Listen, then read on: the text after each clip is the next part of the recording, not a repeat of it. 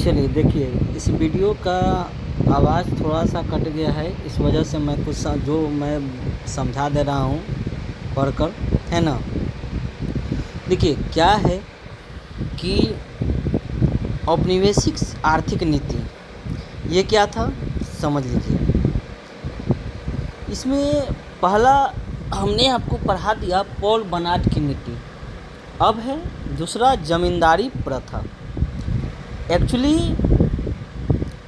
ज़मींदारी प्रथा क्या होता था कि इसमें जो भी भूमि होते थे ना, तो भूमि पर जो स्वामित्व रहता था उस पर काम करने वालों का ना होता था, बल्कि उस पर जो स्वामित्व होता था किसी और का होता था, जो खेती करने वालों से कर के रूप में उसे वसूलते थे।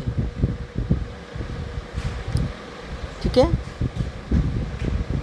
ज़मींदारी प्रथा 1973 में लॉर्ड कॉर्नवालिस ने चलाई थी। किसने चलाई थी? लॉर्ड कॉर्नवालिस ने। इसके अंतर्गत ब्रिटिश सरकार द्वारा लोगों पर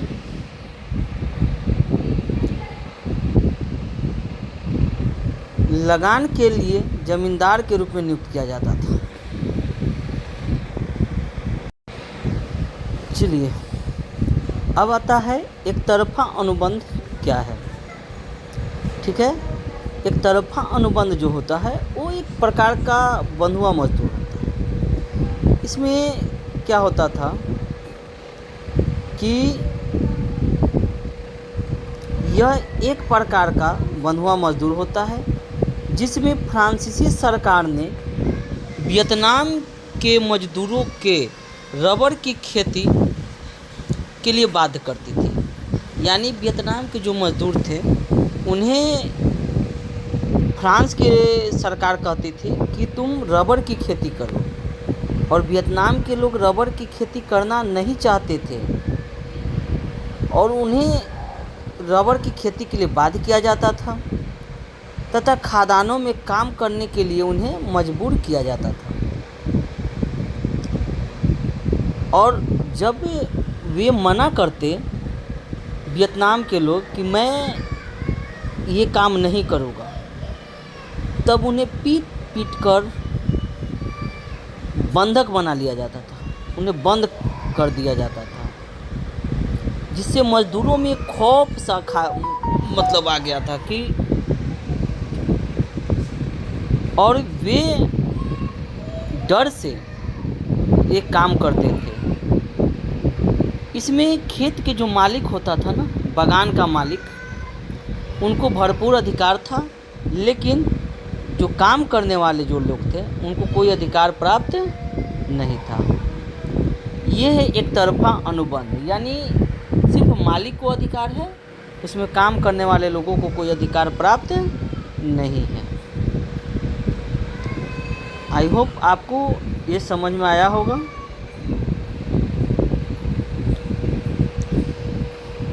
अब हम लोग थोड़ा आगे जानेंगे बंधुआ मजदूर किसे कहते हैं। ठीक है, फिर से एक बार समझ लिया जाए। चलिए अब है कि बंधुआ मजदूर किसे कहते हैं। तो बंधुआ मजदूर जो था वह एक प्रकार का मजबूर व्यक्ति होता था जो बड़े लोगों से कर्ज ले लेता था, यानी ऋण, और उस ऋण चुकाने के लिए ऋणदाता के यहाँ वह काम करता था।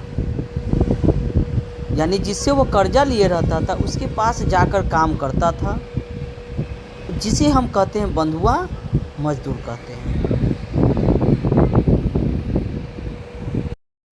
चलो देखो, ध्यान से सुनना है। हम लोग कहाँ पर थे? बंधुआ मजदूर किसे कहते हैं ना। तो बंधुआ मजदूर के बारे में एक बार आप लोग बता सकते हैं क्या है बंधुआ मजदूर, किसको कहा जाता था?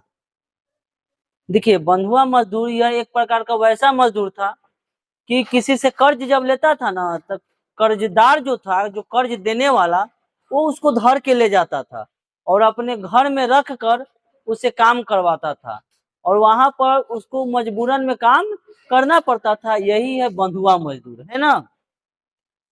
आगे है थोड़ा सा हम लोग का टॉपिक है कि संरचनात्मक विकास और औपनिवेशिक शिक्षा नीति। क्या है? संरचनात्मक संरचनात्मक विकास एवं औपनिवेशिक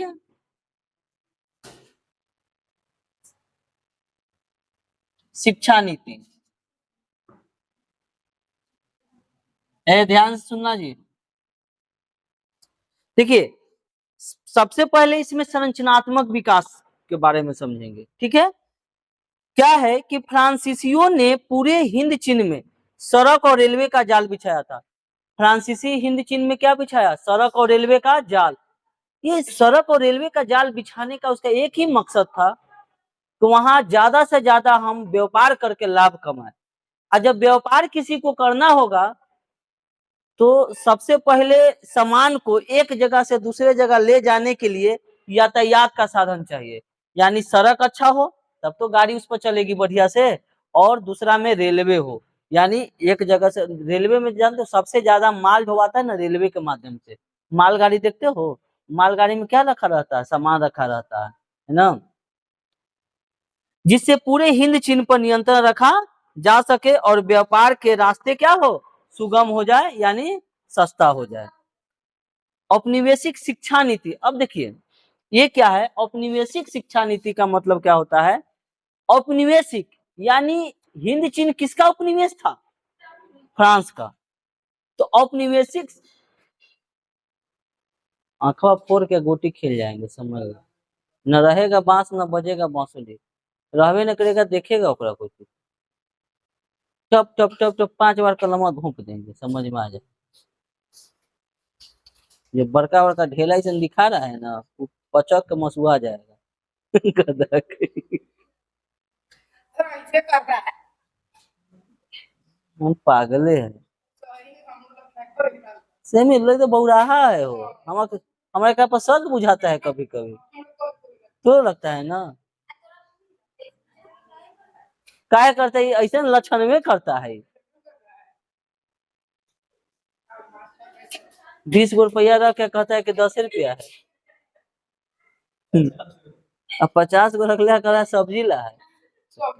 देखो औपनिवेशिक शिक्षा नीति में जो था, फ्रांस ने हिंद चीन को उतना ही शिक्षा दिया जितना उसका सिर्फ बेचारा का काम चले। ज्यादा पढ़ाता लिखाता लोग वो लोग नहीं था, उस पर रोक लगाता था। और जो शिक्षा भी देता था ना तो वो अजीब ढंग का शिक्षा। फ्रांसीसियों को जैसा शिक्षा चाहिए था वैसा ही शिक्षा किसे दिया जाता था? हिंद चीन वाले को। तो देखिए पहला क्या है कि फ्रांसीसियों वियतनाम के लोगों को सीमित मात्रा में शिक्षित किया। जो फ्रांसीसी लोग जो थे ना, वियतनाम को सीमित मात्रा में शिक्षित किया, ज्यादा न पढ़ने दिया। वो जानता था कि ज्यादा पढ़ जाएगा तो कहीं ना कहीं हमें दिक्कत हो जाएगा, हम इसके देश में राज नहीं कर पाएंगे। दूसरा अगला है औपनिवेशिक शिक्षा नीति में कि हिंद चीन के स्कूलों में पढ़ने वाले सभी बच्चे को वियतनामी और फ्रांसीसी दोनों भाषा में शिक्षा दिया जाए। यानी हिंद चीन में जो भी पढ़ने वाले स्कूल है, उस स्कूल, देश तो है वियतनाम हिंद चीन वाले का, लेकिन वहां पर शिक्षा फ्रांसीसी का भी दिया जाना चाहिए। आज हमारे भी देश में अंग्रेजी कैसे आ गया था? अंग्रेजों से आया था। हमारा अंग्रेजी नहीं था, हमारा भाषा क्या था? हिंदी। लेकिन आज हम लोग अंग्रेजी पढ़ते हैं। अंग्रेजी का इतना बोलबाला है ना कि मत को हिंदी लोग भूल जा रहा है। हिंदी बोलने में अब लोग लजाता है और अंग्रेजी जो है फराटेदार बोलता है, वो गर्व महसूस करता है। अरे गर्व तो हमें महसूस करना चाहिए हिंदी बोलने पर, क्योंकि हम हैं हिंदुस्तानी है, हमारा भाषा है हिंदी, है ना। हिंदी से कोई शर्म नहीं होना चाहिए। अगला है फ्रांसीसियों ने अपने अनुसार किताब छपवाए और फ्रांसीसियों के बारे में अच्छी बातें और वियतनाम के बारे में नकारात्मक बातें लिखी। फ्रांसीसी ने किताब छपवाया, फ्रांस के बारे में अच्छा बात बोला गया किताब में, और वियतनाम का भर पेट शिकायत किया गया ताकि लोग वियतनाम से क्या करें? घृणा करें। आगे है अपने अनुसार शिक्षकों को पढ़ाई के लिए नियुक्त किया गया। जैसा फ्रांस चाहते थे वैसा शिक्षक रखा गया कि बस फ्रांसीसी भाषा के बारे में पढ़ाया जाए। लोगों को यह पढ़ाया जाने लगा कि फ्रांसीसी धर्म और रीति रिवाज वियतनाम के धर्म और रीति रिवाज से बहुत अच्छा है। यानी वियतनाम का रीति रिवाज क्या है, अच्छा नहीं है, और फ्रांस का रीति रिवाज बहुत अच्छा, ऐसा पढ़ाई पढ़ाने लगा। टोकिन फ्री स्कूल की स्थापना की गई। टोकिन फ्री है ना, टोकिन फ्री से मतलब ये ना समझ लेना कि फ्री में स्कूल। टोकिन फ्री स्कूल का नाम था, ये बहुत महंगा स्कूल था, और महंगा स्कूल था। इसमें इस स्कूल में पढ़ने वाले लोग सिर्फ फ्रांसीसी वियतनाम के लोग पढ़ता था, लेकिन उसमें सिर्फ पढ़ाई किस चीज का होती थी, फ्रांसीसी का होती, जैसे फ्रांस चाहता था। इस शिक्षा नीति का विरोध सबसे पहले साइबॉन के गर्ल्स नेटिव स्कूल में युवाओं ने शुरू किया, और इस शिक्षा नीति का सबसे पहले क्या हुआ, विरोध हुआ, है ना। अब है थोड़ा सा आगे हम लोग पढ़ेंगे कि वियतनाम में टोकिन फ्री स्कूल का क्या राज था। यानी वियतनाम में इस नाम का स्कूल खुला, इसका क्या राज था, टोकिन फ्री स्कूल। अगर आप ना पढ़े हो ना इस टॉपिक, तो यही आप कहोगे कि एग्जाम में आ गया ऐसा चीज मिलेगा, फ्री लिख दिया, तो आप लोग फ्री के बारे में कुछ लिख दोगे कि सही में फ्री स्कूल था। लिखाएगा कि नहीं लिखाएगा। तो देखिए वियतनाम जो था, वियतनाम में टोकिन फ्री स्कूल की स्थापना कब हुआ, 1907 में। याद रखिएगा, टोकिन फ्री स्कूल की स्थापना कब हुआ, 1907 ईस्वी में हुआ। इसमें यूरोपीय लोगों का कहना था, यानी फ्रांसीसी लोगों का कहना था कि खून और रंग के आधार पर भले ही वियतनामी हो, तुम्हारा खून वियतनामी भले हो, रंग में वियतनामी तुम भले हो, लेकिन व्यवहार और आचरण यानी तुम्हारे अंदर जो गुण होना चाहिए ना, वो कैसा होना चाहिए, फ्रांसीसी होना चाहिए। समझ में आ रहा है। खून से हमको मतलब नहीं है, हमें आपकी रंग से मतलब नहीं है, बशर्ते आपके अंदर जो भावना होना चाहिए वो राष्ट्रवाद नहीं होना चाहिए, वो फ्रांसवाद होना चाहिए। यानी फ्रांसीसी भावना होना चाहिए आपके अंदर। जहां आपके अंदर राष्ट्रवाद की भावना पनपी, वहां आपको गर्दन सर से क्या कर दिया जाएगा, अलग अलग कर दिया जाएगा, है ना। काहे कि आपके पास अगर राष्ट्रवाद की जब भावना जागृत हो जाएगी, तो आप क्या करोगे, आप हमारा विरोध करोगे। हाँ, तू सब तो खाली आंदोलन एगो जानवे करती है कहेला। चूंकि वियतनामी लोग फ्रांसीसी धर्म, भाव, शिक्षा, रीति रिवाज सब अपना संस्कृति में अवगत कराया। लंबे लंबे बाल के स्थान पर छोटा छोटा बाल रखने को कहा गया। वियतनामी लोग लंबा लंबा बाल रखता था सब। फ्रांस का कहा करे लंबा बाल, सब हमरे जैसन बाल रखेगा, छोटा छोटा बाल रखेगा, यानी सबका बाल कटवा दिया गया। ऐसा चाहिए था भारत में महिला के सबके बाल कटवा दो, लंबा लंबा बाल रखती है, तेल लगाती है। इसका विरोध वियतनाम के लोगों ने जमकर किया, और स्कॉलर्स रिवोल्ट की घटना हुई। देखिए अब आता है बात, किसका, वियतनाम ने क्या किया, विरोध किया, और एक घटना को अंजाम दिया गया जिसका नाम दिया गया scholars revolt. Scholars scholars revolt. अब देखिए ये जो घटना है, ये क्या था, स्कॉलर्स रिवोल्ट घटना, ये हम लोग समझेंगे। देखिए क्या था ना, 1868 ईस्वी में फ्रांसीसियों के द्वारा ईसाई धर्म का जोर शोर एवं उग्र तरीका से प्रचार प्रसार किया जा रहा था। यानी फ्रांसीसी लोग जो थे ना, वो वियतनाम में जोर शोर से प्रचार प्रसार कर रहे थे, किस धर्म का, फ्रांसीसी धर्म का, यानी ईसाई धर्म का बहुत जोर शोर से प्रचार प्रसार हो रहा था। देश हमारा, लेकिन प्रचार प्रसार कहाँ का हो रहा है, फ्रांसीसी लोग कर रहे थे ईसाई धर्म का। तो इस जिसके विरोध में वियतनामी लोग ने, खास करके दो लोग था, जिसका नाम था न्यूगेन और हाथी येन, यानी न्यूगेन और हाथी येन, लोगों ने ईसाइयों को हजारों हजार की संख्या में मौत की घाट उतार दिया। अब तुम लोग कहोगे कि सर न्यूगेन और हाथी येन जो है, दो लोग हैं, कि दो लोग हजार को आदमी को कैसे मार देगा। एक बार तो पढ़ चुके हो आप लोग, बताओ। न्यूगेन और हाथी येन जो था, ये दो लोग मिलके हजारों हजार लोगों को कैसे मारेगा जी, आए कोई चीज से, शैली से, शरीर से,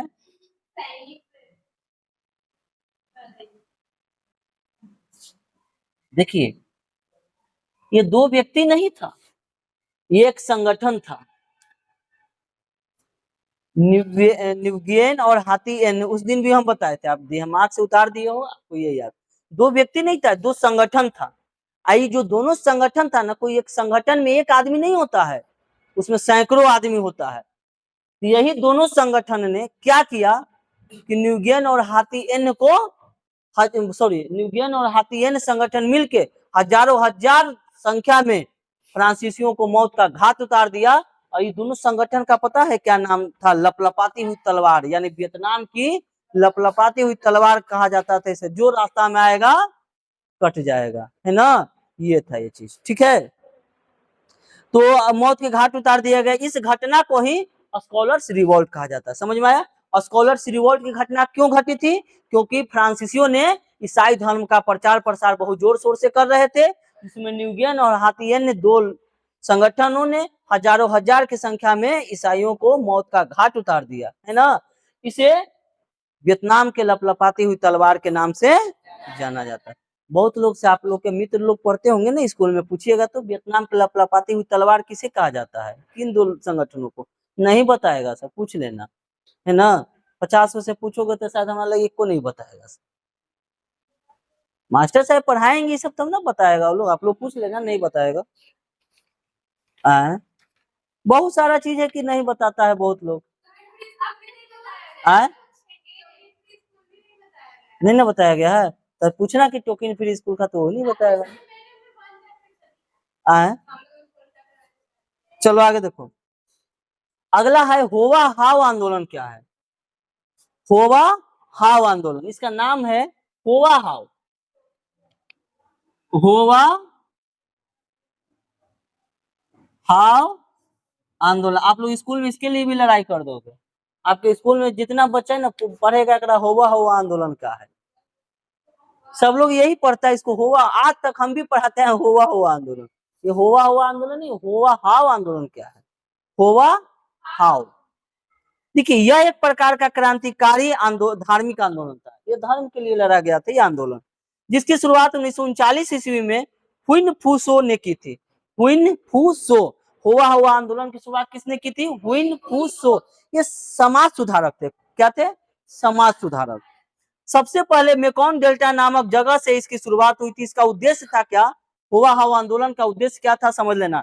गरीबों को सहायता करना, यानी जितने वियतनाम में जो गरीब लोग हैं उसको क्या करना? सहायता करना। दूसरा, व्यर्थ खर्च पर रोक, जो व्यर्थ खर्च है उस पर क्या लगाया जाए? रोक लगाया जाए। और तीसरा, लड़की के क्रय विक्रय पर विरोध, यानी पहले लड़कियां बेची जाती थी, वो क्रय विक्रय पर क्या होना चाहिए? रोक लगना चाहिए, है ना। समझ में आ गया? आगे है, आगे समझेंगे। आधुनिकरण और राष्ट्रवाद, अगला क्या है? आधुनिकरण और राष्ट्रवाद, ठीक है। तो एक है फान बोई चाउ, इनके बारे में थोड़ा सा हम लोग जान लेंगे। फान बोई चाउ के बारे में, आए फान बोई चाउ, देखिए समझना है। फान बोई जो चाउ थे, वो फ्रांसीसियों के बढ़ते उग्र रवैया के कारण, जो फ्रांसीसी लोग अपना रवैया क्या कर लिया था? उग्र। कोई भी चीज था ना, वो शांति से कर नहीं रहा था। जैसे प्रचार प्रसार अपना ईसाई धर्म के कर रहा था, शांतिपूर्वक करता नहीं, जबरदस्ती तुमको ईसाई धर्म में मानना पड़ेगा। तो उग्र रवैयों के कारण हिंद चीन के लोगों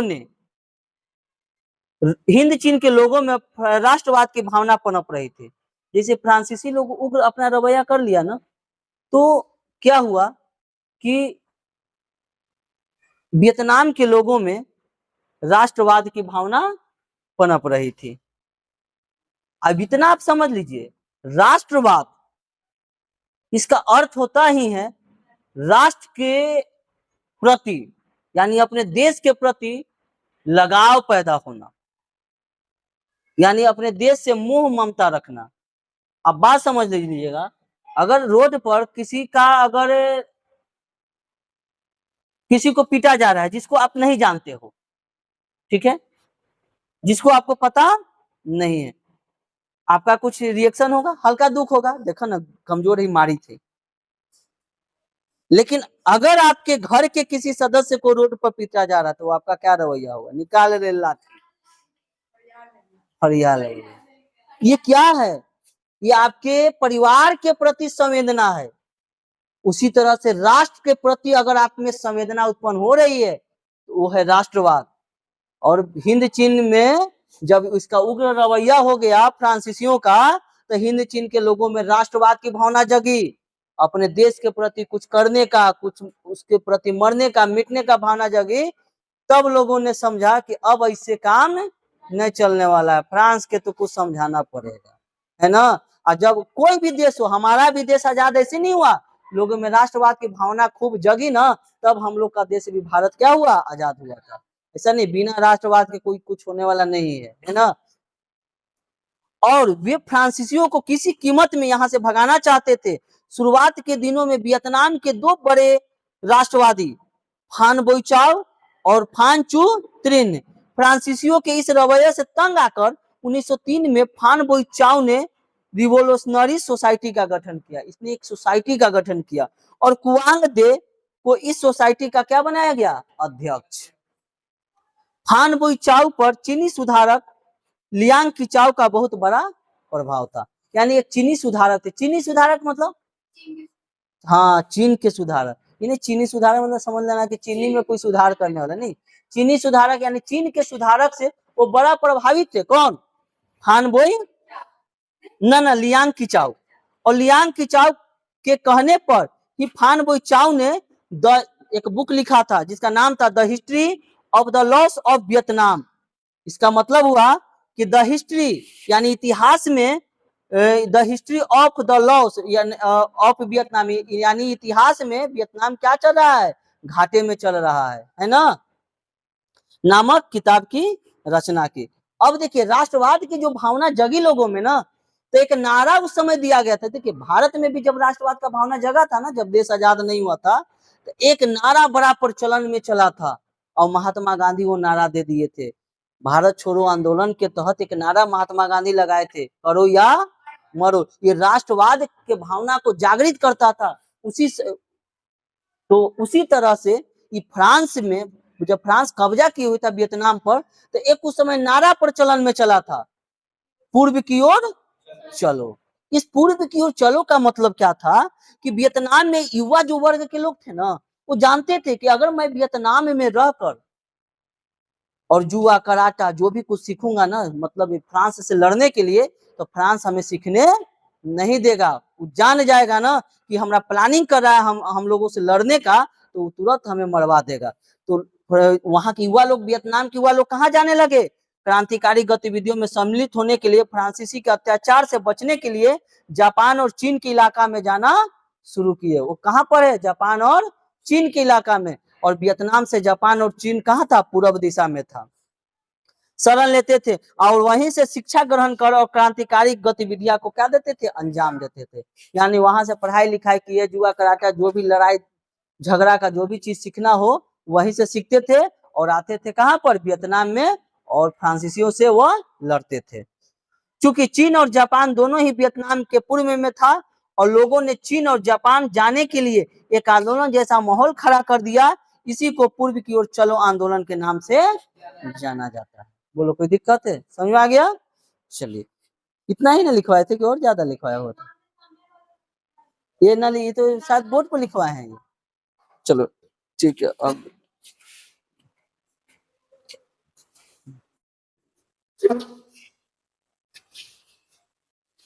चलिए देखिए, आज हम लोग पढ़ेंगे हो ची मिन्ह के बारे में, है ना। हो ची मिन्ह जो थे ना, वियतनाम के आजादी में इनका सबसे बड़ा महत्वपूर्ण योगदान रहा था। कहा जाता है कि जैसे हम लोग के देश में आजादी का बहुत सारे ऐसे स्वतंत्रता सेनानी हुए जिनको एक महत्वपूर्ण योगदान था, उसी तरह से वियतनाम जब आजाद हुआ था तो ये जो थे हो ची मिन्ह, इनका इतना बड़ा योगदान था, मानो कि ये एक तरह से वियतनाम के गांधी हुए, जो देश को आजाद करवाने में सबसे इनको बड़ा योगदान रहा। तो इनके बारे में कहता है कि परिचय दीजिए, छोटा सा परिचय दीजिए कि आखिर वो कौन थे, उनका क्या योगदान रहा, उनके बारे में लिखना है। जब भी आपको क्वेश्चन पूछे जाएंगे तो 5 नंबर का पूछे जाएंगे, हो ची मिन्ह के बारे में संक्षिप्त परिचय दे या विवरण करे। अगर 2 नंबर में आएगा हो ची मिन्ह क्या है, तो इसमें से छोटा सा पॉइंट खाली लिख देना है, काम हो जाएगा। ठीक है, तो देखिए हो ची मिन्ह का जन्म जो है ना 1890 ईस्वी में मध्य वियतनाम के क्षेत्र में एक गरीब किसान परिवार में हुआ था। यानी हो ची मिन्ह का जो जन्म हुआ था वो गरीब किसान परिवार में हुआ था, वो भी मध्य वियतनाम में, यानी वियतनाम के बीच में, यानी मध्य हिस्सा में हुआ था। बीच में का वियतनाम के बीच में एकदम मध्य हिस्सा में हुआ था, है ना। और ये जो जन्म लिए थे, ये कोई राजा महाराजा के घर में जन्म नहीं लिए थे, एक गरीब किसान के घर में इनका जन्म हुआ था। इनका बचपन का नाम था ना, याद रखिएगा, हो ची मिन्ह का बचपन का नाम था ड्यूवेन सिंह कुंग। ड्यूवेन सिंह कुंग, याद हो जाएगा, ड्यूवेन सिंह कुंग। इन्हें अंकल हो भी कहा जाता है, अंकल हो ची मिन्ह को अंकल हो ड्यूवेन सिंह कुंग उनका बचपन का नाम था। ये मार्क्सवादी विचारों से प्रभावित थे, यानी जो मार्क्सवादी जो विचार होता है, मार्क्स के सिद्धांत का विचार होता है, उससे ये प्रभावित थे, यानी उन्हीं के विचारों पर ये चलते थे। इनकी जो प्रारंभिक शिक्षा हुई ना, वो कहीं और नहीं, फ्रांसीसी स्कूल में हुआ। थे वियतनाम के, लेकिन इनका शिक्षा कौन सा स्कूल में हुआ? फ्रांसीसी स्कूल में, फ्रांस वाले स्कूल में।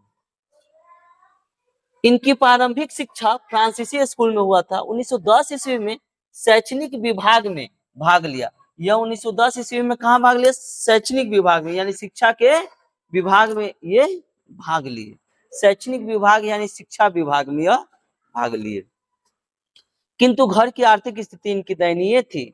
आर्थिक स्थिति मजबूत कैसे रहेगा? यह किसान, गरीब किसान के लड़का थे, और गरीब किसान तो गरीब होता ही है जी, कोई भी किसान हो वो गरीबे होता है ना। किसान को जो है ना अप्रत्यक्ष बेरोजगारी उसके अंदर है, मतलब कभी अनाज हुआ कभी नहीं हुआ, ये बेरोजगारी है।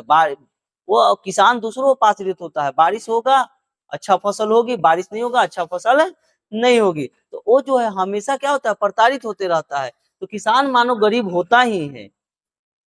किंतु घर की आर्थिक स्थिति दयनीय होने के कारण कुछ वर्षों तक बच्चों को पढ़ाने का भी यह कार्य किए। कौन? हो ची मिन्ह।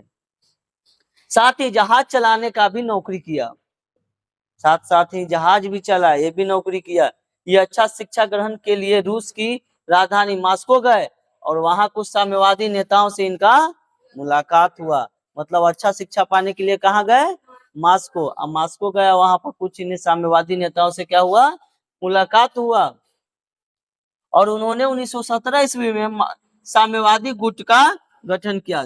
जब वो मॉस्को में गए ना, तो वहां पर क्या किए? कुछ साम्यवादियों से मुलाकात हुआ, और उन नेताओं से मिलकर 1917 ईस्वी में उन्होंने साम्यवादी गुट का गठन किया। और इससे प्रभावित होकर 1925 ईस्वी में क्रांतिकारी वियतनामी दल का गठन किया। ऑब्जेक्टिव पूछेगा, क्रांतिकारी वियतनामी दल का गठन कब किया गया? 1925 ईस्वी में। किसने किया? हो ची मिन्ह ने किया। हो ची मिन्ह उच्च शिक्षा प्राप्त करने के लिए कहाँ गए? मॉस्को। उन्हें 1917 ईस्वी में किससे मुलाकात हुई? साम्यवादी नेताओं से मुलाकात हुई। बोलिए कोई दिक्कत है?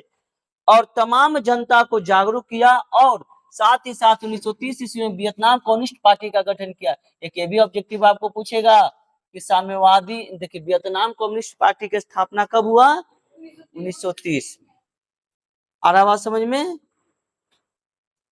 और इस प्रकार वियतनाम 1945 में क्या हो गया? आजाद हो गया। आपसे पूछेगा कि वियतनाम आजाद कब हुआ? 1945 ईस्वी में वियतनाम आजाद हो गया। और जब वियतनाम आजाद हुआ ना, तो वियतनाम बहुत ज्यादा विकास किया। आर्थिक स्थिति से एकदम ऊपर चरम पर पहुंच गई आर्थिक स्थिति। देखिए लिखा हुआ है कि आर्थिक विकास जो है ना चरम सीमा पर पहुंच गई, यानी खूब विकास हुआ वियतनाम का। जब वियतनाम गुलाम था, विकास नहीं हो रहा था। जैसे वियतनाम आजाद हुआ, वियतनाम का अच्छा खासा विकास हुआ, और अंत में हो ची मिन्ह का क्या हो गया? मौत। 1969 में उनकी मौत होती है। देखिए याद रखिएगा, 1969 में हो ची मिन्ह का मृत्यु हो जाती है। एक बेस पॉइंट में बता रहा हूँ, 1869 ईस्वी में महात्मा गांधी का जन्म हुआ था। 100 साल बाद, उनके जन्म के 100 साल बाद 1969 में मृत्यु हो जाती है। अरे बात समझ में? चलिए। एक है हनोई समझौता। क्या देखिए, ये समझौता जो है ना, ये फ्रांस और वियतनाम के बीच हुआ था। इसमें जितने झगड़ा लड़ाई है ना, इसमें जितना पढ़ना है ना, दो ही देश के बारे में तो पढ़ना ही है, वियतनाम और फ्रांस। वियतनाम उपनिवेश है किसका? फ्रांस का। फ्रांस कब्जा किए हुए वियतनाम को। जो भी है इसी के लिए राष्ट्रवाद की भावना भड़केगी, अब इसी को लेकर हम लोगों को पढ़ना है। वियतनाम और फ्रांस के बीच जो है 1946 ईस्वी में एक समझौता हुआ था। वियतनाम और फ्रांस के बीच 1946 ईस्वी में क्या हुआ? समझौता हुआ, जिन्हें हनोई समझौता के नाम से जाना जाता है। आ रहा बात समझ में? इस समझौते के अनुसार फ्रांस ने वियतनाम को एक स्वतंत्र गणराज्य के रूप में स्वीकार कर लिया था। ये जब समझौता हुआ था ना, यही समझौता में फ्रांस ने कह दिया वियतनाम को कि जाइए, आज से आप आजाद, मैं आपको मुक्त करता हूं। कौन समझौता के बाद? हनोई समझौता। हनोई समझौता किसके किसके बीच हुआ था? फ्रांस और वियतनाम के बीच। हनोई समझौता कब हुआ था? 1946 ईस्वी में। किस समझौता के बाद वियतनाम आजाद हुआ? हनोई समझौता। याद हो जाएगा? क्लियर है दोनों?